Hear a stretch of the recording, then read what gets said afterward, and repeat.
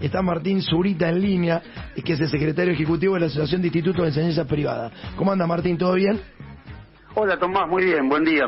Bueno, Martín, pregunta que te hago. Todos los meses mis hijas van a la escuela y todos los meses me llega, un aumento entre el 2 y el 3% aproximadamente desde que asumió Javier Milei. Eso está bien, es correcto, ¿no? Digo, estamos más o menos en la normalidad. Sí, nosotros tenemos un impacto de lo que es cada vez que se incrementan las paritarias docentes. Bueno, eso tiene un impacto directo en la cuota de los colegios privados, ya que aproximadamente el 80% de la composición de un arancel de una escuela privada tiene que ver con los sueldos.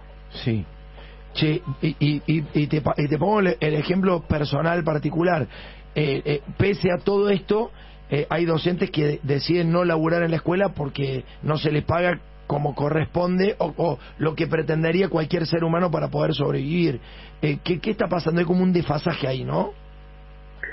Los sueldos lo establece el gobierno de cada una de las provincias, de las 24 jurisdicciones en paritarias, y ahí están los gremios docentes que representan, bueno, al colectivo de los trabajadores de la educación, y después cada gobierno determina eso. Ya en la provincia de Buenos Aires hasta ahora tenemos en lo que es paritarias 26,6% de aumento en lo que va del año, el IPC hasta junio aproximadamente un 17%, o sea que más o menos va un poco inclusive por arriba de la inflación, no los aumentos docentes. Claro. Por supuesto que no es satisfactorio y que los docentes deberían ganar mucho más.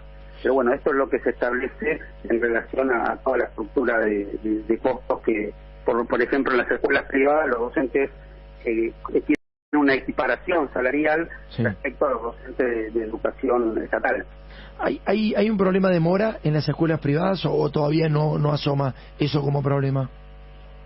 Sí, nosotros este año registramos un aumento de la morosidad aproximadamente en un promedio del 11%. Por supuesto que hay escuelas que tienen menos, escuelas que tienen más, pero el promedio es 11%, que es alto, muy alto para los estándares que nosotros teníamos. Y cuando hablamos de mora, ¿cuántas cuotas se estarían adoptando para que ya pase a ser mora? ¿Son 3 cuotas? ¿O ya cuando estás debiendo un mes, ya pasás a...? Exactamente, ya cuando debes un mes, pasás a mora, y bueno, después hay distintos grados de morosidad, ¿no? Pero esto se da en un contexto realmente para nosotros complicado, porque, vos sabés, Tomás, y lo hemos hablado en otra oportunidad, que estamos con un problema en toda la República Argentina, en toda la región y prácticamente en todo el mundo, de la baja de natalidad.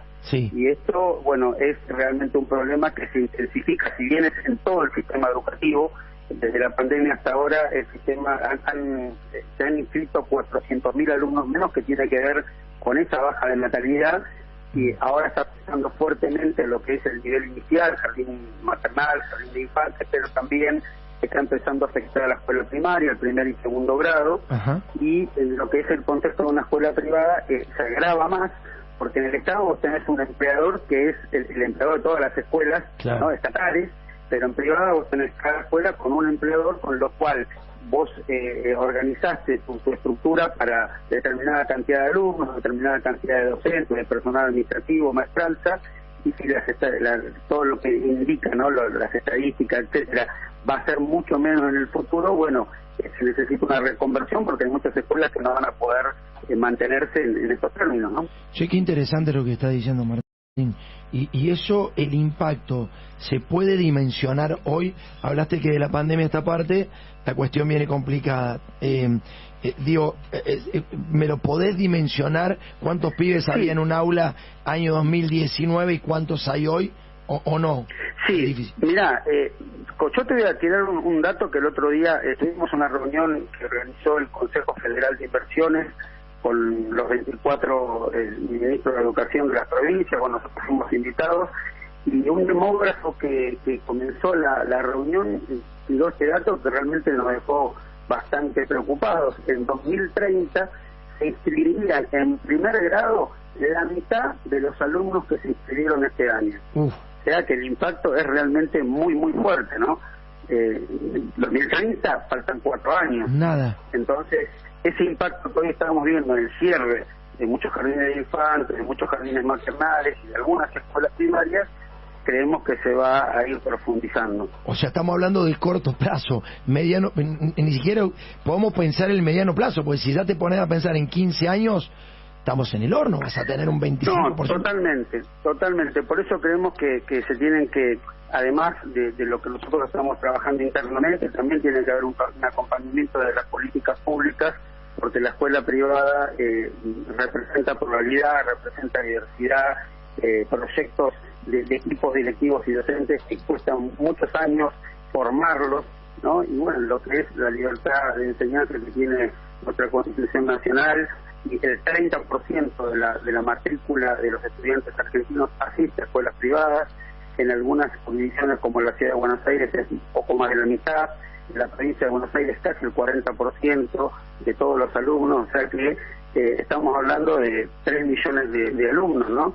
Disculpa, y Martín, el reseteo ese vos lo planteás desde la pandemia. En la pandemia se produce ese reseteo de mentes para, por lo menos en la Argentina. Sí.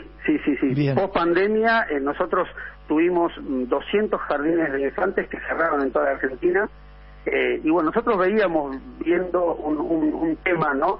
Con las salas, sobre todo de los más chicos, a la de 2, a la de 3. Sí.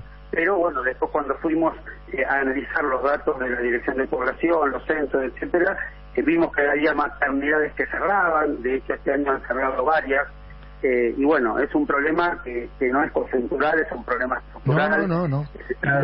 Aparte global, está como manejado. Después es un temazo el que acaba de tirar, y me parece que los ciudadanos del mundo deberíamos repensarlo, porque es una política esta de la tasa de natalidad negativa. Europa la viene elaborando desde hace mucho tiempo, quizá de manera más racional y menos compulsiva o menos imperativa, pero hace mucho tiempo que ya venía con una tasa de natalidad negativa. Hay pocos países que decidieron expandirse, generalmente son países que no quiero estigmatizar, y no voy a decir cuáles son los países, pero hay que buscarlo, hay que googlearlo, hay que saber cuáles son los países que decidieron expandirse y los países que decidieron retraerse en cuanto a su población.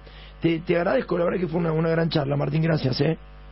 No, gracias a vos, Tomás. Buen día. Bueno,